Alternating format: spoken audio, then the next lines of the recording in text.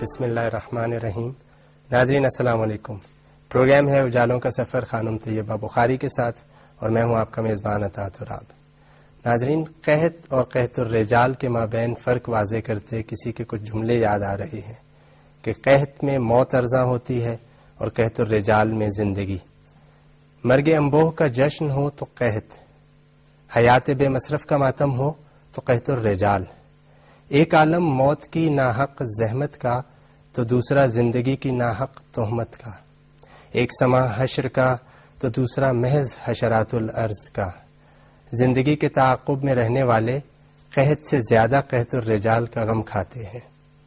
ناظرین، قوموں کو جب قحط الرجال کا سامنا ہو تو اس وقت لکھنے والے، پڑھنے والے، بولنے والے اور سوچنے والے یوں بھی بہت غنیمت ہو جاتے ہیں کہ انہی کے دم خم سے اندھیروں کا زور ٹوٹتا ہے اور اجالوں کی نوید ملتی ہے. آئیے اجالوں کے سفر میں آگے بڑھتے ہیں. خانم طیبہ بخاری صاحبہ ہمارے ساتھ اسٹوڈیوز میں تشریف فرما ہیں. خانم صاحب السلام علیکم، خوش آمدید. وعلیکم ورحمۃ اللہ.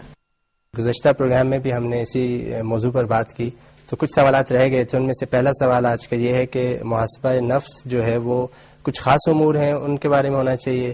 میری عبادات ہیں، معاملات ہیں، میرا اٹھنا بیٹھنا ہے، مالی امور ہیں، عہد و پیمانے وغیرہ وغیرہ. تو کن کن امور میں محاسبہ نفس ہو سکتا ہے؟ محاسبہ تمام امور میں ہے. یحاسب الرجل نفسہ اشد من محاسبۃ الشریک شریکہ والسید عبدہ. پہلی چیز تو یہ ہے کہ محاسبے میں شدت ہونا چاہیے، یعنی اتنی شدت سے محاسبہ کرے جیسے ایک شریک اپنے دوسرے شریک کا، ایک مخالف اپنے مخالف کا، اور سید آقا مالک اپنے غلام کا محاسبہ کرتا ہے. دوسری چیز جو بیان کی گئی وہ یہ ہے کہ فیعلم، انسان کو معلوم ہونا چاہیے، من این مطعمہ ومن این مشربہ ومن این ملبسہ، کہ اس کی خوراک، اس کا لباس، اس کی پوشاک، اس کا کھانا پینا یہ کن ذرائع سے اس کو حاصل ہو رہا. من حلال او من حرام، یہ حلال ذرائع ہیں یا حرام ذرائع ہیں.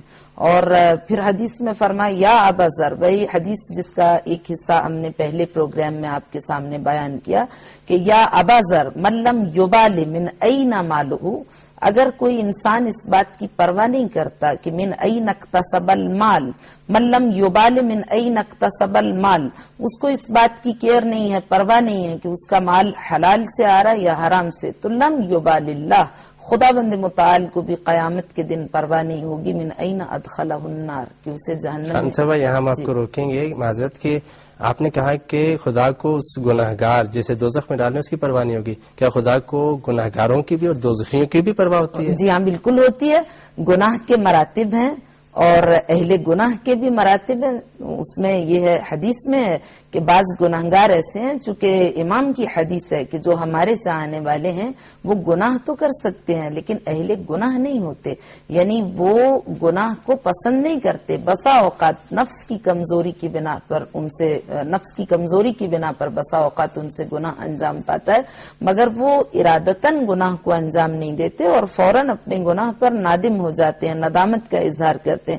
تو ایسے گناہگار جنہوں نے اللہ کی نافرمانی کے لیے اس کا گناہ نہیں کیا، سرکشی کے طور پر گناہ کا ارتکاب نہیں کیا، بلکہ اپنے نفس کی کمزوری کی بنا پر کبھی گناہ کا ارتکاب کر لیا اور پھر نادم و پشیمان ہوئے، جب وہ میدان محشر میں آئیں گے اور اپنے اس گناہ کی وجہ سے جہنم کی جانب لے جائے جا رہے ہوں گے تو وہ پلٹ پلٹ کے دیکھیں گے تو بارگاہ قدرت سے خطاب آئے گا کہ اے بندہ گناہگار تو کیوں دیکھ رہا ہے؟ تو وہ کہے گا پروردگار مجھے یقین نہیں آ رہا کہ تو جہنم کی جانب بھیجوا رہا ہے. تو بارگاہ حق سے خطاب آئے گا اے میرے فرشتوں اس کو واپس لے آؤ، اس لیے کہ یہ میرا بندہ مومن تھا، یہ گناہ کو پسند نہیں کرتا تھا مگر اس سے کبھی غلطی سے گناہ انجام پا گیا. تو ایسے بھی لوگ ہیں.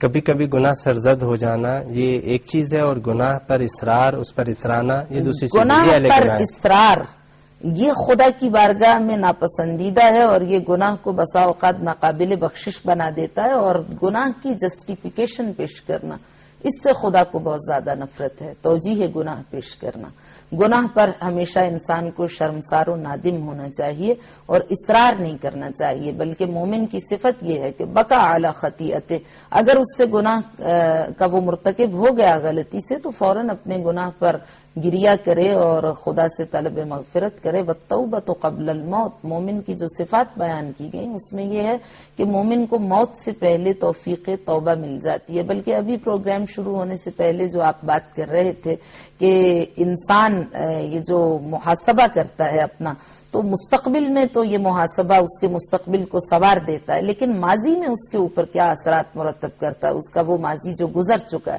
تو یہ جو محاسبہ نفس ہے، یہ سیلف اسیسمنٹ ہے، یہ موجب بنتا ہے کہ انسان کے ماضی میں اس نے جو غلطیاں کی ہیں ان کے لیے اسے توفیق توبہ مل جائے. والتوبۃ قبل الموت، موت سے پہلے وہ خدا کی بارگاہ میں توبہ کر لے اور اپنے گناہ کو بخشوانے پر قادر ہو جائے. مستقبل میں تو یوں اثر انداز ہے نا کہ مثلا مجھ سے یہ خامی یا یہ کوتاہی ہوئی، یا میں نے کسی بزرگ کی جب محفل میں بیٹھا تھا مجھ سے یہ بے ادبی سرزد ہوئی، تو مستقبل میں تو یہ کہ میں آئندہ یہ غلطی نہ کروں، لیکن ماضی میں کچھ گناہ جو ماضی کا یہ ہے کہ یا تو وہ جس کے ساتھ اس نے زیادتی کی ازالے کی بھی صورت ہے، اس سے توبہ جا کے کے علاوہ معافی مانگے، اور اگر اس گناہ کا تعلق کسی اور سے نہیں، اس کی اپنی ذات سے، بینہ و بین اللہ، اس کی اپنی ذات سے ہے، تو پھر وہ توبہ کرے، خدا کی بارگاہ میں طلب مغفرت کرے، استغفار کرے. جیسا کہ ہم نے ایک حدیث میں پہلے بیان کیا، استغفر اللہ عز وجل وعزم علی ترک معاودتہ، کہ وہ گناہ کو دوبارہ انجام نہ دینے کا عزم مصمم کر لے، پختہ ارادہ کر لے، اور اپنے حسن نیت کو بارگاہ خدا بندی میں پایا ثبوت تک پہنچا دے، مستقبل میں اس گناہ کا ارتکاب نہ کر کے. اچھا، محاسبہ نفس کے نتیجے میں مجھے یہ احساس ہوا کہ میں نے کسی فلاں کے ساتھ کوئی مالی زیادتی کی، خرد برد کر لی یا کچھ، تو کیا اب میں جا کے صرف اس سے معافی مانگوں یہ کافی ہے، یا میں اس مالی جو اس کا نقصان کیا اس کا ازالہ بھی کروں؟ نقصان کا ازالہ لازم ہے، اور اگر آپ کے پاس مال نہیں ہے تو پھر اگر صاحب حق آپ سے راضی ہو جائے، آپ اس کے لیے خدا کی بارگاہ میں اس کے گناہوں پر اس کے لیے طلب مغفرت کریں تو بھی ممکن ہے کہ خدا بند متعال معاف کر دے، مگر شرط یہ ہے کہ وہ صاحب حق خود راضی ہو جائے.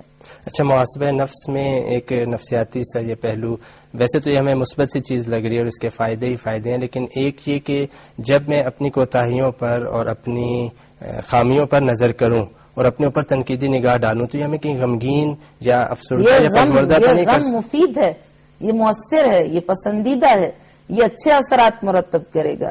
اگر وہ غمزدہ ہو اپنے ماضی پر تو اس کا نتیجہ، مثبت نتیجہ یہ برآمد ہوگا کہ مستقبل میں کبھی اس ارتکاب گناہ کی غلطی نہیں